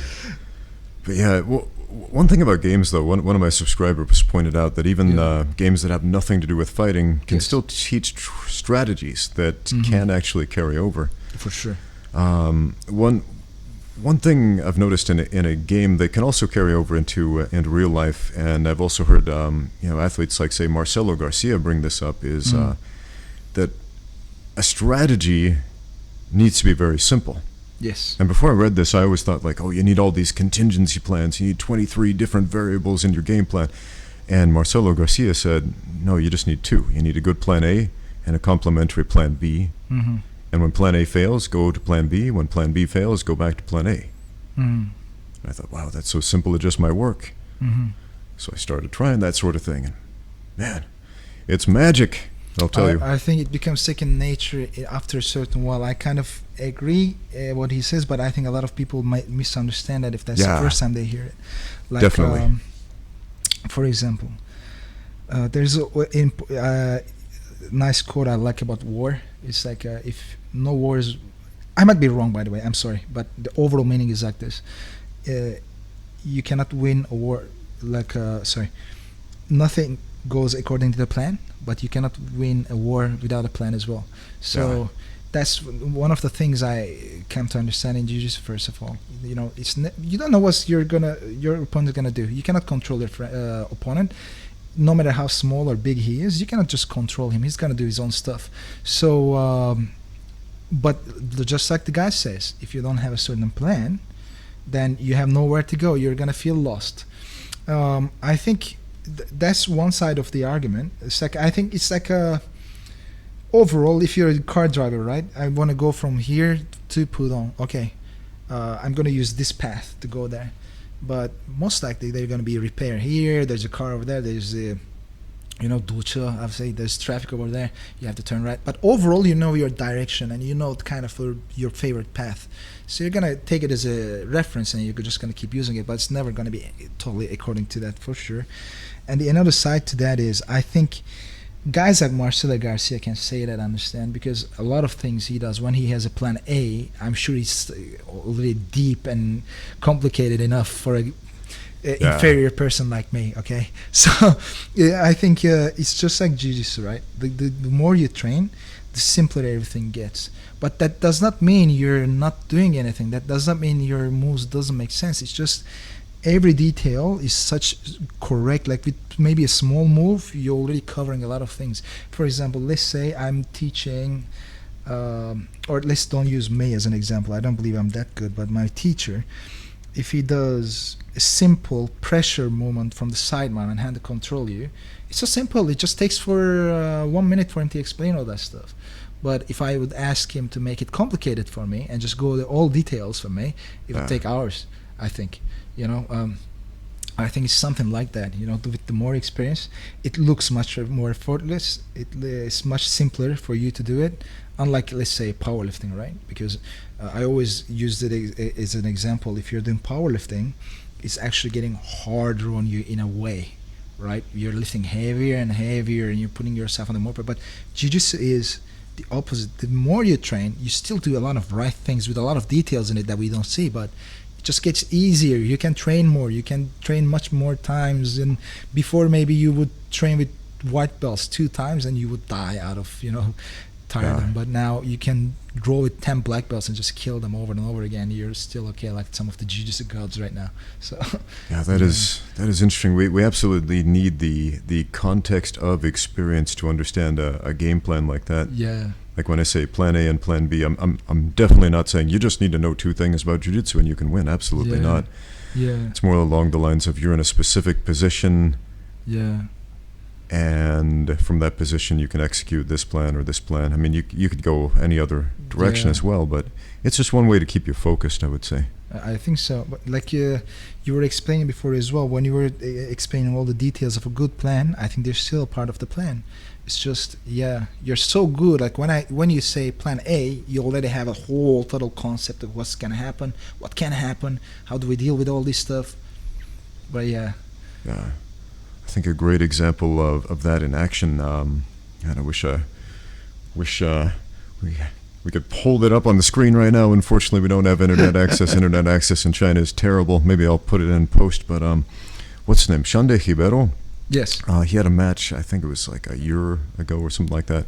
I forget who he was fighting, a jiu-jitsu match, and he's in guard, and he does the plan A, plan B thing so beautifully. Yeah. He's working to take the back. Yes. The guy on top works to get back to the center. Yes. Which allows Shanghai to start switching to an armbar. Yeah. The guy on top starts to stack and bend his arm, which allows Shanghai to go back to plan A, take the back. Yeah. The guy on top shifts his weight again, which again gives Shanghai the opportunity to lock up the armbar. This time he finishes. And it's such a simple game plan, but we watch that from the outside and we're like, wow, that is such high-level jiu-jitsu. Yeah, it's crazy, right? And again, it looks simple to us maybe, but for example, if you know Shanghai Ribeiro and how many details are there for each armbar and how to control and stuff, I'm sure we would still be impressed, like, wow, because Shanghai Ribeiro is a kind of legend, What my teacher told us in the last seminar he did, and he told us, if I'm mistaken, sorry bro, but I think he told us it was his grandmother or grandfather told him, it's like if you have 1, then you have 0. Then if you have 2, then you have 1. Then if you have 3, then you have 2, right? It's something like that, I guess. So when you have the plan A and plan B, now you have an efficient plan. You understand what I mean? But if you have just one plan, they actually have nothing because it's so easy to stop. Like, for example, I'm gonna do a jiu-jitsu competition against you, and I'm gonna armbar him, and then you just hide your hands behind and lay down on the ground. Okay, and just don't move. Like, it doesn't make sense, right? It's so easy to stop. Yeah. Jiu-jitsu is a little more complicated than that. Just a bit. Yeah. So, but if it's like, armbar to this, okay, and then you start combining it. Now you have a good efficient plan, then you can just keep playing around. I always stress position over attack. Fight for the good position first, then worry about attacks next. But I used to think about that too. I think I used to say like position and attack, but then I listened to some of the things Danaher says. Yeah. I think control than attack makes more sense to me. Okay. Because when we say position, it has to be mount. But maybe for this guy, it's not mount. Maybe some weird position that we don't consider before. That would be much more efficient for him, and then we attack from there. We definitely have to have the control. If we have no control, then we don't have any chance to attack for. But for example, theoretically speaking, let's say I'm fighting with this person and he cannot escape from my side mount. I'm gonna keep switching from the side mount here and there and blah, or from a mount or anything. When I'm on top of him, he cannot escape, right? I know I'm in control, but my submission percentage over him is 1 in 100 times. Theoretically speaking, I should be able to submit him no matter how my submission game sucks, right? But if I had like 90%, 95% submission success, but here's the thing, there's no guarantee that I can control him under me or in any position. Well, then I have no guarantee that I'm gonna submit him or anything, right? So, but yeah, like I said, I think I used to think that just like position before, but position isn't. What does position mean? I think it's more about being under control, right? Like I might control him in a certain way, and it might look like I'm losing the fight or something, but no, anything he does from there, I'm gonna get him. Then would that mean now my position is inferior? Really? No, because in that position I know I have control. Does it make sense? So I that makes feel sense. like, that is an important distinction. Yeah. Position versus control. Yeah. So right now I think that control over attack. So. Yeah. That's awesome. Take notes, kids at home. And I again stole it from Danaher, by the way, just so you know. I'm not that smart. I cannot think of these by myself. John Danaher. If you don't know who we're talking about, John Danaher he's a jiu-jitsu black belt, a coach of coaches, if you will. Yeah. Ah, man. Amazing. Okay. Did we just run out of things to talk about? I don't know. Actually, I think we're running out of time. So I'm sure like you just need a little bit of drop over there. We can keep talking about so much more things. We probably could. Yeah. But we are running out of time. So let's just take some time to wrap this up. Yes. So again, if you're in the Shanghai area, check this guy out. If you're interested in Brazilian Jiu-Jitsu, Shanghai Brazilian Jiu-Jitsu is an excellent place to train. Yunus, anything you'd like to say about that? Any shout-outs you'd like to give? Definitely. First of all, one more time, thank you so much for calling me over here. It's such a nice opportunity for me to talk about this kind of stuff, you know. Being a teacher, we're always around the students, we keep explaining things, but it's also nice from time to time, you know, with the like-minded or not like-minded, doesn't matter, but being able to discuss certain things, exchange ideas, you know, to teach each other. You know, I learned a lot from speaking with you as well. It's always a nice opportunity, so I thank you a lot for that. And like you also said, I'm in Shanghai BJJ, SHBJJ at the moment. You can find us on Facebook and Instagram if you need more information. You can visit our website. It's shanghaibjj.com. You can find all the information about our schedules, our academies. We have about 10 more academies only in Shanghai and other cities as well. You're always more than welcome to come in and have some trial class on me. Also, I have a small, this tiny channel on YouTube that's called BJJ Pub. I try to share some videos over there and some, I don't know, like concepts, techniques, some small experiences that I have about jiu-jitsu. It's great information. This guy does not have enough subscribers. Go check him out if you're serious about combat sports. At the moment, seriously, I mean, even if I had just a few guys, I always value them. It's very important for me. Sometimes just one guy comes in and drops in a comment, you know, I take it very serious. I try to answer. It's still big for me. But of course, if anybody wants to have a look, I would be happy if you can visit BJJ Pub, subscribe. If you like your stuff, or my stuff, just like. Even if you don't like, just drop in comments and how I can improve myself. I appreciate that as well, always. Fantastic. Well, hey, Yunus, thank you so much for being on the show. It was a pleasure. Love to have you here again, if you're willing. Anyway. Definitely, always. Thank you so much for watching. Get out there and train.